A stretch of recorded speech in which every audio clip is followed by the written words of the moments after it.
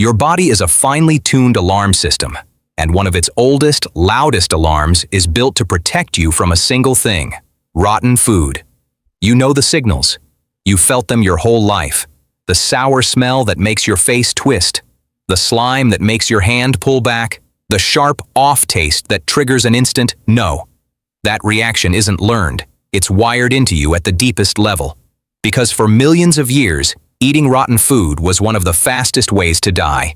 Your disgust is an inheritance, a survival reflex passed down from countless ancestors who avoided the spoiled thing and lived. So here is a question that should genuinely bother you. Why do you happily eat rotten food every single day? Because you do. That cheese you love? Deliberately rotted milk. That yogurt? Bacteria eating and souring milk on purpose. The salami, the pickle, the soy sauce, the wine. Every one of them is the product of controlled, intentional decay. Your body should be screaming at you to stop. Instead, you call it delicious. So what happened? How did our ancestors take the one thing evolution built us to fear most and turn it into food we now crave? The answer is one of the strangest, most ingenious survival stories in human history. And it begins with a discovery that should have killed the people who made it. To understand how strange this is, you have to understand what disgust actually is. Disgust is not just a preference. It is not pickiness. It is a defense system, as real and as evolved as your immune system. Scientists who study it describe disgust as behavioral immunity. Your immune system fights threats that get inside your body. Disgust fights threats before they ever get in, by stopping you from putting them in your mouth. And the number one trigger for that system is the signature of rot, the smell of decay, the look of spoilage, the texture of something breaking down. These signals evolved to mean one thing: danger, do not eat. Because spoiled food can carry organisms that cause violent illness, and in a world without medicine, that could be a death sentence. So your ancestors who felt strong disgust avoided those foods and survived to reproduce. The ones who didn't, often didn't. Over countless generations, that wired the alarm deep into the human species. Which is exactly why fermentation is so astonishing, because fermentation requires walking straight up to that alarm and deliberately ignoring it. It requires looking at food that is sour, pungent, bubbling, and transformed, and choosing to eat it anyway. Every instinct says no, and our ancestors said yes, not because they were reckless, but because they had stumbled onto a secret hidden inside the rot itself, a secret that would change the human diet forever. Here is the secret, and science took thousands of years to catch up to what our ancestors found by accident. Not all rot is the same. When food spoils, it is not one single process. It is a competition. The surface of any food is a battlefield, swarming with different microscopic organisms. Bacteria, yeasts, molds, all of them invisible, all of them competing to consume that food first. And critically, they are not all dangerous. Some of these microbes are the ones that make you sick. They produce toxins that can seriously harm a human, but others are completely harmless to us, and a few of those harmless ones have a remarkable property. As they consume the food, they produce acid. Specifically, many produce lactic acid, the same substance that makes your muscles burn during exercise.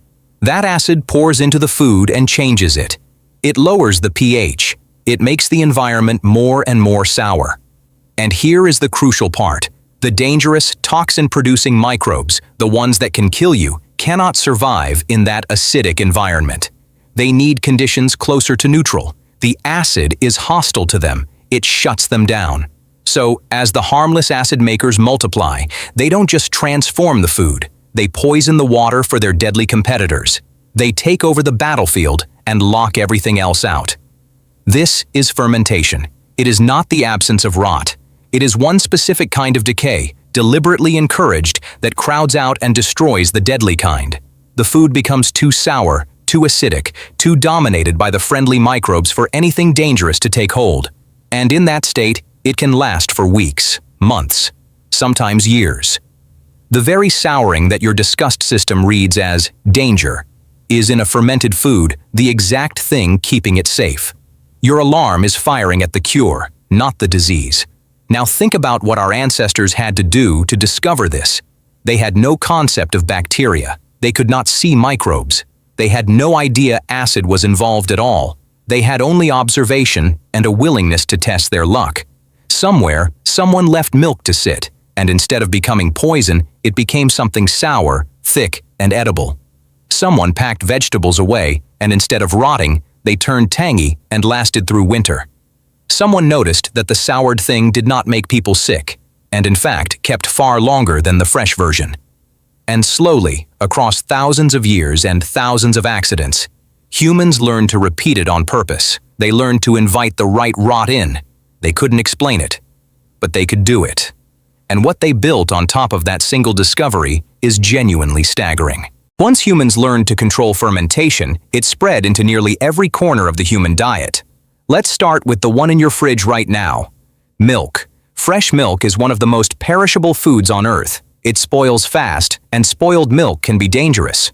But our ancestors learned that if you let the right bacteria sour it, milk transforms. It becomes yogurt, thick, tangy, and far more stable than the milk it came from. Push it further, and you can separate it into curds and whey. Press and age those curds, and you get cheese. Cheese is, at its core, a way of preserving milk for months or years instead of days. A wheel of hard cheese is essentially milk converted into a storable, edible block of nutrition. And the strong, pungent cheeses, the ones with the powerful smell, are simply cheeses where the transformation has gone further.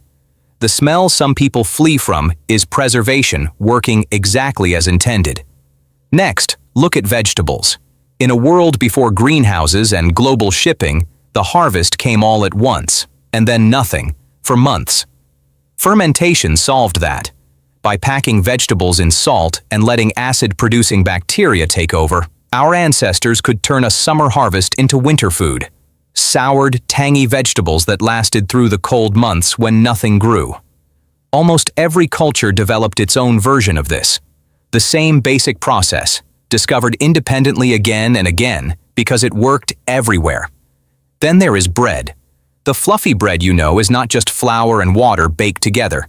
It is the product of fermentation too.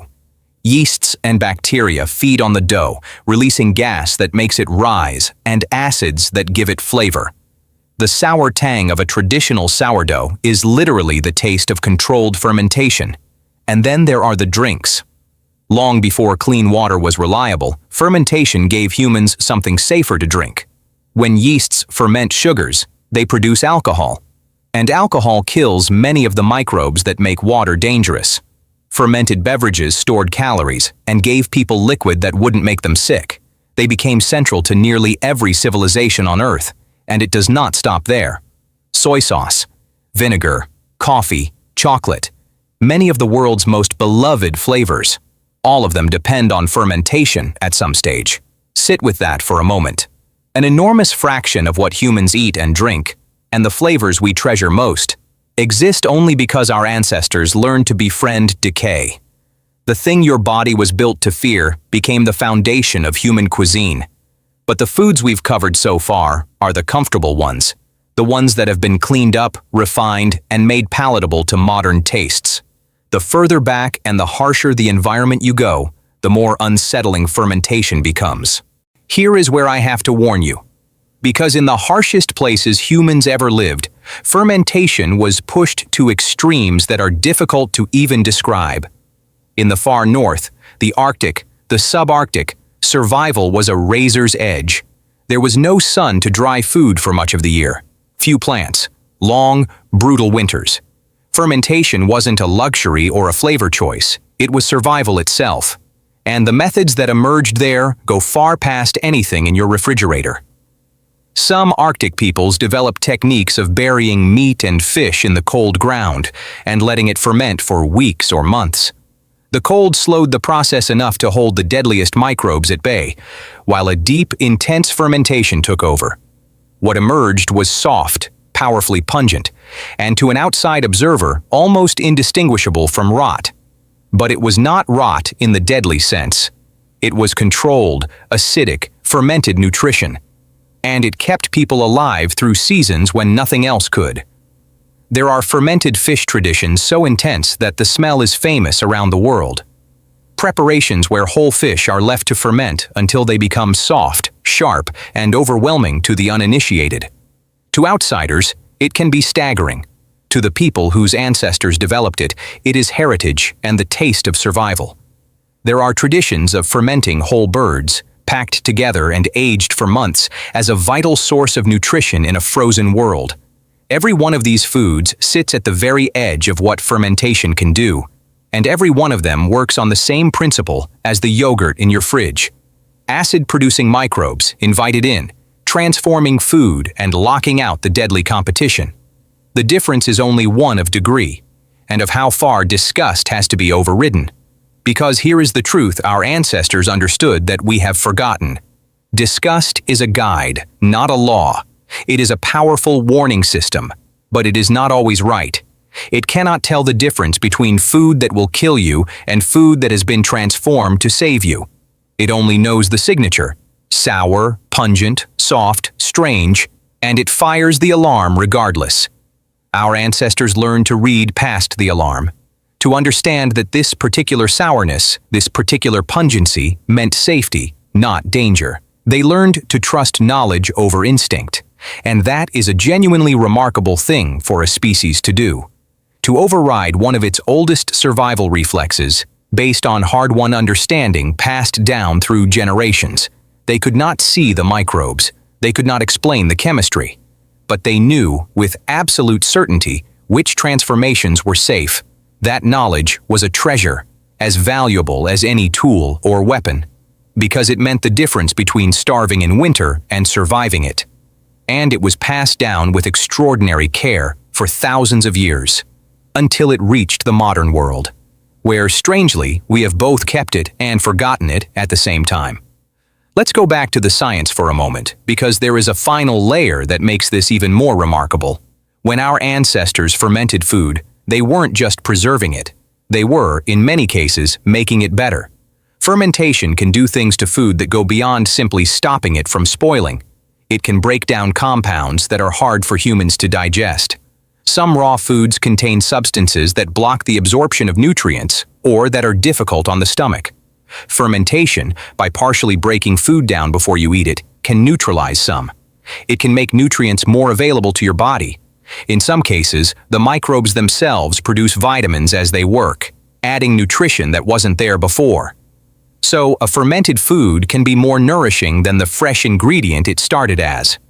Our ancestors had no way to know this in scientific terms, but their bodies knew. The people who ate these foods were healthier, stronger, better nourished, and there is more.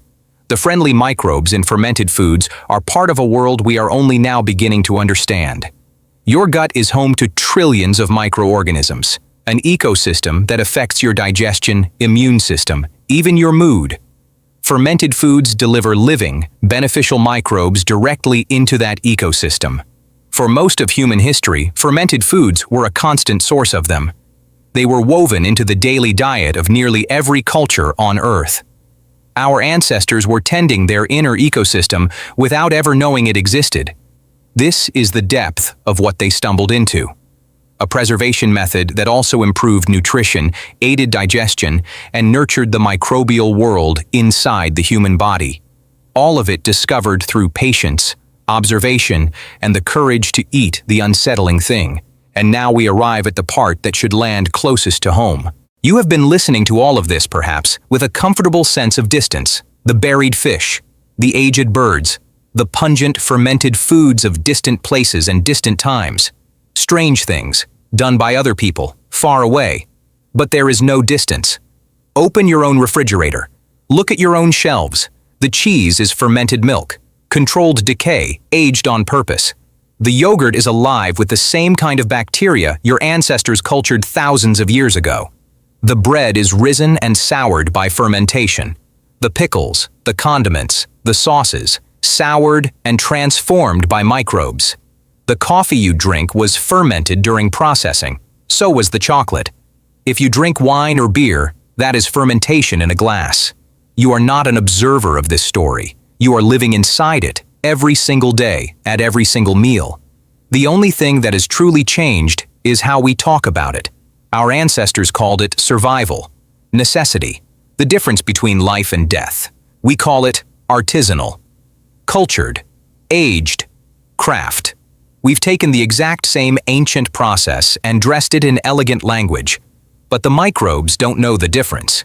The bacteria souring a fashionable modern cheese are doing precisely what their ancestors did in a clay pot 10,000 years ago. The same invisible war, the same controlled decay, the same ancient solution.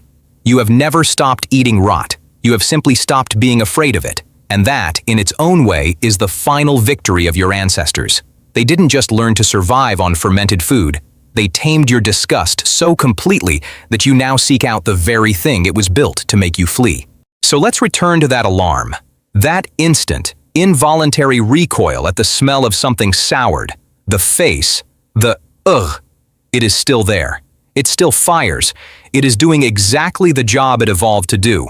But sitting right on top of it now is something just as ancient and far more sophisticated. Knowledge. The hard-won understanding, passed down through 10,000 years, of which transformations are safe, which sourness means danger, and which sourness means dinner. That knowledge is one of humanity's quietest and greatest achievements, because it required our ancestors to do something almost no other animal can do, to look at a deep, instinctive fear and override it with understanding, to trust what they had learned over what they felt, and to pass that trust down carefully across hundreds of generations. Every person who ever taught a child which fermented food was safe was a link in that chain. Every clay pot, every buried cache, every soured batch was an experiment. Some of those experiments surely went wrong. Some surely made people sick or worse. The knowledge was paid for, in trial, in error, in risk. But the people who got it right gained something extraordinary. Food that lasted, nutrition that improved, a way to survive the seasons when the world gave them nothing. And they survived, and reproduced, and passed it all forward, until it reached you, standing in front of an open refrigerator, surrounded by the descendants of those ancient experiments. Cheese and yogurt and bread and wine, every one of them a victory in a war you never had to fight. The unsettling truth is not that our ancestors ate rot. The unsettling truth is that you do too. Happily, daily, without a second thought, and it is one of the most quietly brilliant things our species ever learned to do. We took the food our bodies were built to fear most. We learned to read the difference between the decay that kills and the decay that preserves. We learned to recruit invisible armies to fight on our behalf. We learned to override our oldest alarm with our hardest-won knowledge.